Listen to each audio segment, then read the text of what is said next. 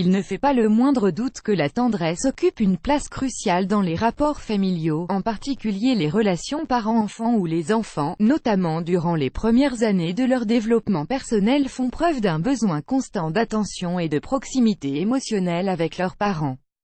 Sans ces éléments, un enfant peut grandir avec un manque qui finit par se répercuter plus tard, non seulement sur sa personnalité, mais aussi sur son intelligence.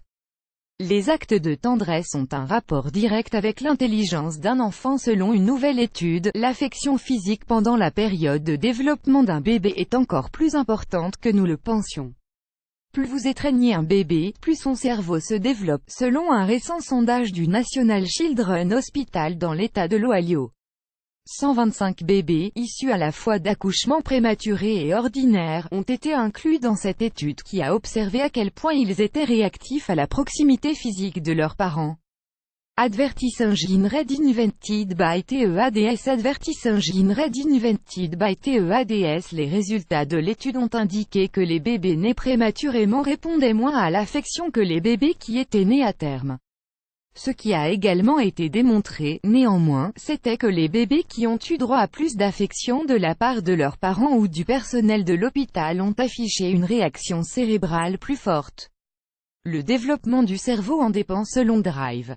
Nathalie Maître, experte en pédiatrie, cette découverte récente nous apprend que quelque chose d'aussi simple que le contact corporel ou le fait de bercer votre bébé en l'ayant dans vos bras peut faire une grande différence dans la manière dont son cerveau se développera.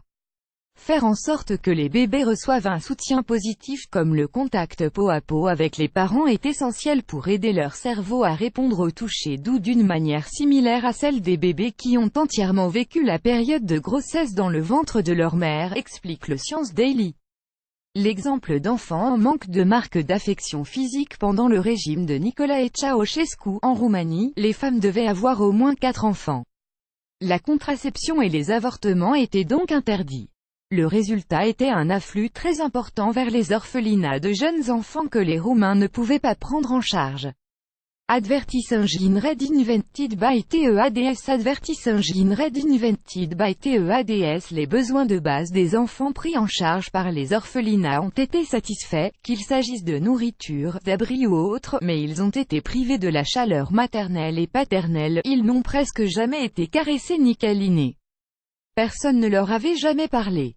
Le manque de contact vécu par les orphelins roumains a eu un profond impact sur eux. Ils étaient incapables de construire des liens avec les gens. Ils ne pouvaient pas se connecter à autrui ni se socialiser, jouer, rire ou interagir avec les autres enfants d'une manière normale. Ils ont également eu de graves déficits de développement.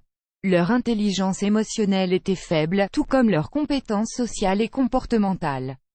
Certains ont eu la chance d'être adoptés et libérés des orphelinats surpeuplés, mais en dépit d'être dans des familles aimantes qui les ont accueillis et leur ont accordé de l'attention, le mal était déjà fait et il était irréversible.